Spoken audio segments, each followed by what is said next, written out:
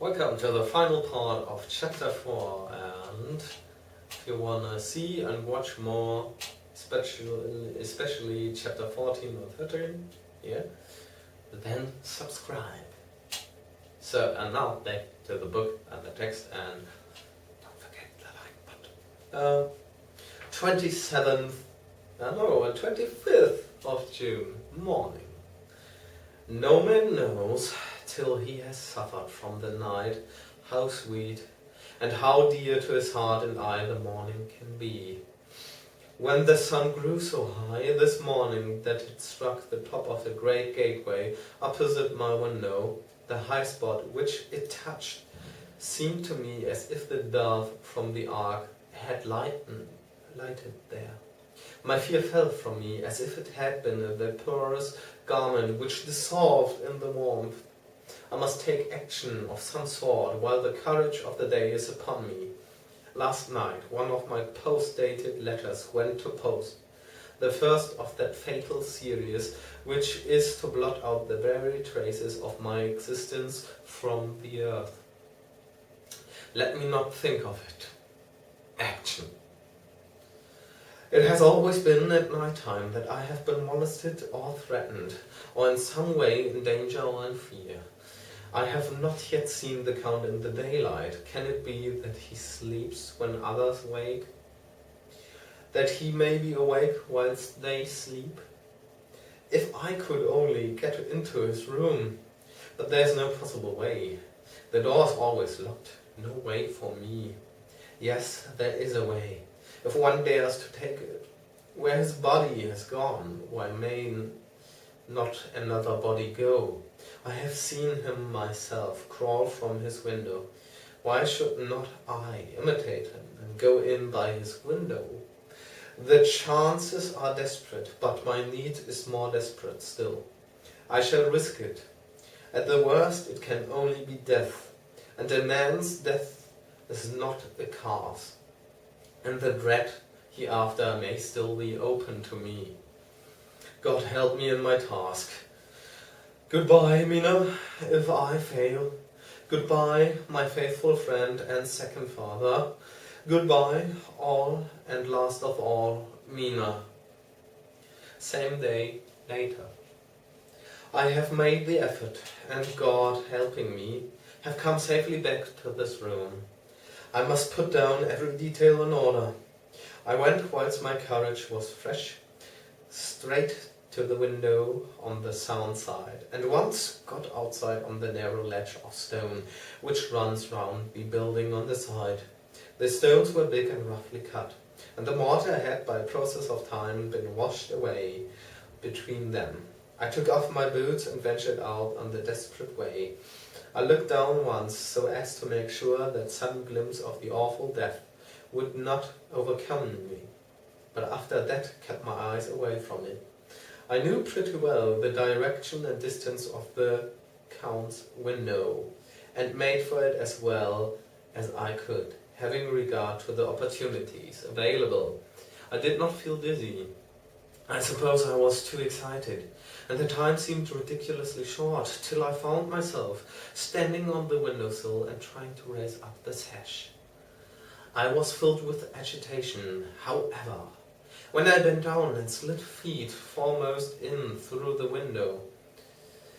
Then I looked round for the Count, but with surprise and gladness made a discovery. The room was empty. It was barely furnished with odd things, which seemed to have never been used. The furniture was something the same style as that in the south rooms, and was covered with dust. I looked for the key, but it was not in the lock, and I could not find it anywhere. The only thing I found was a great heap of gold in one corner. Gold of all kinds. Roman and British and Austrian and Hungarian and Greek and Turkish money, covered with a film of dust as though it had lain long in the ground. None of it that I noticed was less than 300 years old. There were also chains and ornaments, some jeweled, but all of them old stain. At one corner of the room was a heavy door. I tried it, for since I could not find the key of the room or the key of the outer door, which was the main object of my search, I must make further examination, or all my efforts would be in vain. It was open and led through a stone passage to a circular stairway, which went steeply down. I descended, minding carefully where I went, for the stairs were dark, being only lit by loopholes in the heavy masonry. At the bottom there was a dark, tunnel-like passage, through which came a deathly, sickly odor. The odor of old earth newly turned. As I went through the passage, the smell grew closer and heavier. At last I pulled open the heavy door, which stood ajar, and found myself in an old, ruined chapel, which had evidently been used as a graveyard. The roof was broken, and in two places were steps leading to walls, but the ground had recently been dug over, and the earth placed in great wooden boxes, manifestly those which had been brought by the Slovaks. There was nobody about, and I made search for any further outlet, but there was none. Then I went over every inch of the ground, so as not to lose a chance. I went down even into the walls, where the dim light struggled, although to do so was dread to my very soul. Into two of these I went, but saw nothing except fragments of old coffins and piles of dust. In the third, however, I made a discovery. There, in one of the great boxes, of which there were 50 in all, on a pile of newly dug earth, lay the Count. He was either dead or asleep. I could not say which, for the eyes were open and stony, but without the glassiness of death, and the cheeks had the warmth of life through all their pallor, and the lips were red as ever. But there was no sign of movement, no pulse, no breath, no beating of the heart. I bent over him and tried to find any sign of life, but in vain. He could not have lain there long, for the earthy smell would have passed away in a few hours. By the side of the box was its cover, pierced with holes here and there.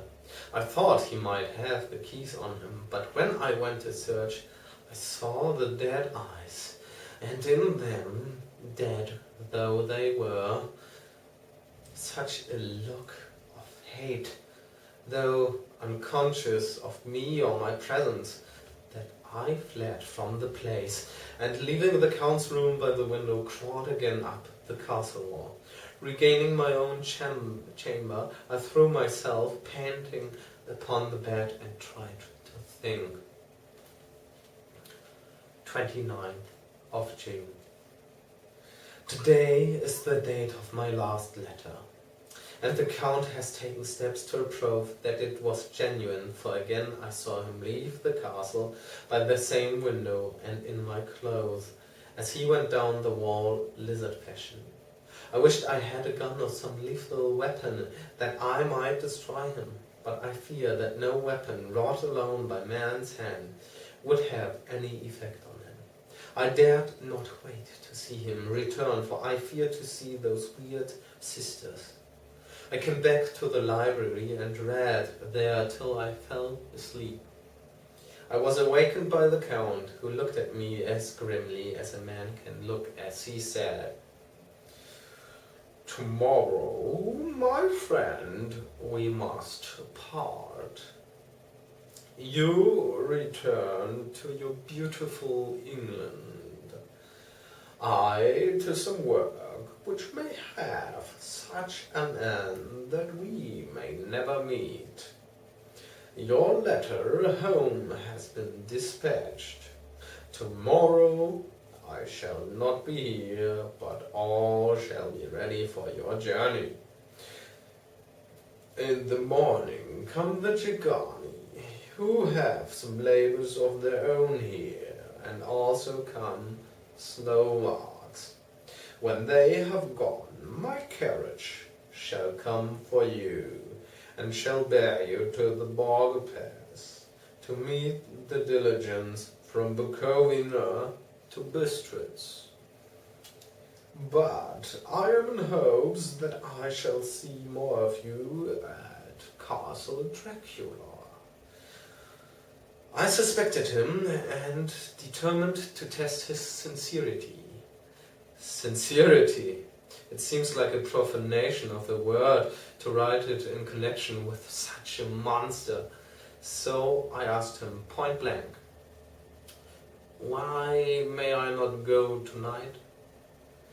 "Because, dear sir, my coachman and horses are away on a mission." "But I would walk with pleasure. I want to get away at once." He smiled. Such a soft, smooth, diabolical smile that I knew there was some trick behind his smoothness. He said, "And your baggage?" "I do not care about it. I can send for it some other time." The Count stood up and said, with a sweet courtesy which made me rub my eyes, it seemed so real, "You English have a saying which is close to my heart, for its spirit is that which rules our boyars. Welcome the coming, speed the parting guest. Come with me, my dear young friend. Not an hour shall you wait in my house against your will. Though sad am I at your going, and that you so suddenly desired. Come." With a stately gravity, he, with the lamp, preceded me down the stairs and along the hall. Suddenly he stopped. "Hark!" Close at hand came the howling of many wolves. It was almost as if the sound sprang up at the raising of his hand, just as the music of a great orchestra seems to leap under the baton of the conductor. After a pause of a moment, he proceeded in his stately way to the door, drew back the ponderous bolts, unhooked the heavy chains, and began to draw it open. To my intense astonishment, I saw that it was unlocked. Suspiciously, I looked all round, but could see no key of any kind. As the door began to open, the howling of the wolves without grew louder and angrier. Their red jaws with champing teeth and their blunt clawed feet as they leaped came in through the opening door. I knew that to struggle at the moment against the Count was useless.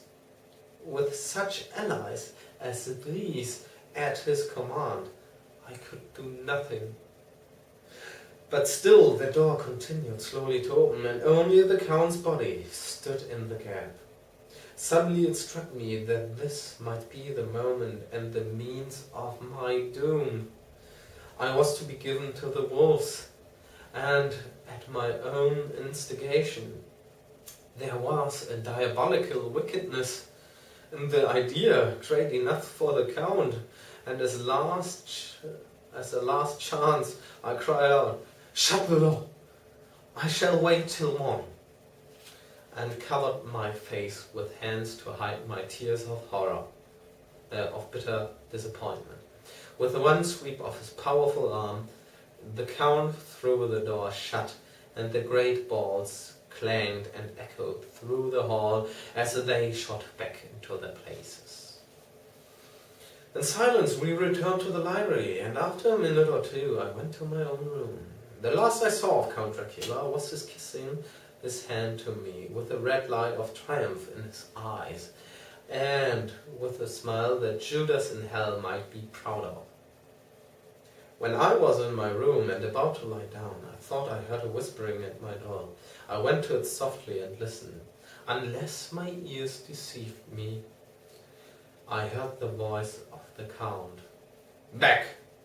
Back to your own place. Your time is not yet come. Wait. Have patience. Tomorrow night is yours. There was a low, sweet ripple of laughter. In a rage, I threw open the door and saw without the three terrible women licking their lips. As I appeared, they all joined in a horrible laugh and ran away. I came back to my room and threw myself on my knees. Just then, so near the end. Tomorrow? Lord help me, and those to whom I'm dear. 30th of June, morning. These may be the last words I ever write in this diary. I slept till just before the dawn, and when I woke, threw myself on my knees, for I determined that if death came, he should find me ready. At last I felt that subtle change in the air, and knew that the morning had come. Then came the welcome cockcrow, and I felt that I was safe. With a glad heart I opened my door and ran down the hall. I had seen that the door was unlocked, and now escape was before me. With hands that trembled with eagerness, I unhooked the chains and drew back the massive bolts. But the door would not move. Despair seized me. I pulled at the door and shook it till, massive as it was, it rattled in its casement. I could see the bolt shot. It had been locked after I left the Count. Then a wild desire took me to obtain that key at any risk, and I determined then and there to scale the wall again and gain the Count's room. He might kill me, but death now seemed the happier choice of evils. Without a pause, I rushed up to the east window and scrambled down the wall. As before, into the Count's room. It was empty, but that was as I expected. I could not see a key anywhere, but the heap of gold remained. I went through the door in the corner and down the winding stair and along the dark passage to the old chapel. I knew now well enough where to find the monster I sought. The great box was in the same place, close against the wall, but the lid was laid on it. Not fastened down, but with the nails ready in the places to be hammered home. I knew I must search the body for the key, so I raised the lid and laid it back against the wall, and then I saw something which filled my very soul with horror. There lay the Count, but looking as if his youth had been half renewed, for the white hair and moustache were changed to dark iron grey. The cheeks were fuller, and the white skin seemed ruby red underneath. The mouth was redder than ever, for on the lips were gouts of fresh blood, which trickled from the corners of the mouth and ran over the chin and neck. Even the deep, burning eyes seemed set amongst swollen flesh, for the lids and pouches underneath were bloated. It seemed as if the whole awful creature was simply gorged with blood. He lay like a filthy leech, exhausted with its repletion. I shuddered as I bent over to touch him, and every sense in me revolted at the contact, but I had to search, or I was lost. The coming night might see my own body, a banquet in a similar way to those horrid three. I felt all over the body, but no sign could I find of the key. Then I stopped and looked at the Count. there was a mocking smile on the bloated face which seemed to drive me mad. This was the being I was helping to transfer to London, where, perhaps for centuries to come, he might, amongst its teeming millions, satiate his lust for blood and create a new and ever-widening circle of semi-demons to batten on the helpless. The very thought drove me mad. A terrible desire came upon me to rid the world of such a monster. There was no lethal weapon at hand, but I seized a shovel which the workmen had been using to fill the cases, and lifting it high, struck with the edge downward at the hateful face. But as I did so, the head turned, and the eyes fell upon me with all the blaze of basilisk horror. The sight seemed to paralyze me, and the shovel turned in my hand and glanced from the face, merely making a deep gash above the forehead. The shovel fell from my hand across the box, and as I pulled it away, the flange of the blade caught the edge of the lid, which fell over again and hit the horrid thing from my side. The last glimpse I had was of the bloated face, blood-stained and fixed with a grin of malice, which would have held its own in the nethermost hell. I thought and thought what should be my next move, but my brain seemed on fire, and I waited with a despairing feeling growing over me. As I waited, I heard in the distance a gypsy song sung by merry voices coming closer, and through the song the rolling of heavy wheels and the cracking of whips. The Zhigani and the Slovaks of whom the Count had spoken were coming. With a last look round and at the box which contained the vile body, I ran from the place and gained the Count's room, determined to rush out at the moment the door should be open. With strained ears I listened, and heard downstairs the grinding of the key in the great lock and the falling back of the heavy door. There must have been some other means of entry, or someone had a key for one of the locked doors. Then there came the sound of many feet tramping and dying away in some passage which sent up a clanging echo. I turned to run down again towards the wall, where I might find the new entrance. But at that moment there seemed to come a violent puff of wind, and the door to the winding stair blew to with a shock that set the dust from the lintels flying. When I ran to push it open, I found that it was hopelessly fast. I was again a prisoner, and the net of doom was closing around me more closely. As I ride there is in the passage below a sound of many tramping feet and the crash of weights being set down heavily, doubtless the boxes, with their freight of earth. And there's a sound of hammering. It is the box being nailed down. Now I can hear the heavy feet tramping again along the hall, with many other idle feet coming behind them. The door shut and the chains rattle. There's a grinding of the key in the lock. I can hear the key withdrawn. Then another door opens and shuts. I hear the creaking of lock and bolt. Hark! In the courtyard and down the rocky way, the roll of heavy wheels, the crack of whips, and the chorus of the Zhigani as they pass into the distance. I am alone in the castle with those awful women. For Mina is a woman, and there is naught in common. They are devils of the pit. I shall not remain alone with them. I shall try to scale the castle, while farther than I have yet attempted. I shall take some of the gold with me, lest I want it later.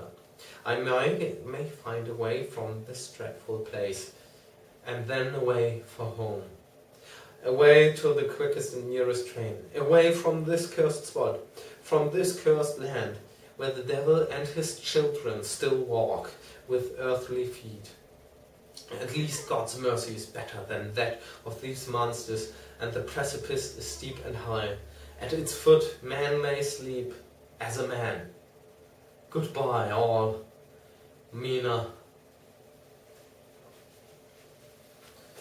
Here's the end of chapter 4. Glad if you join me in the next upcoming chapters.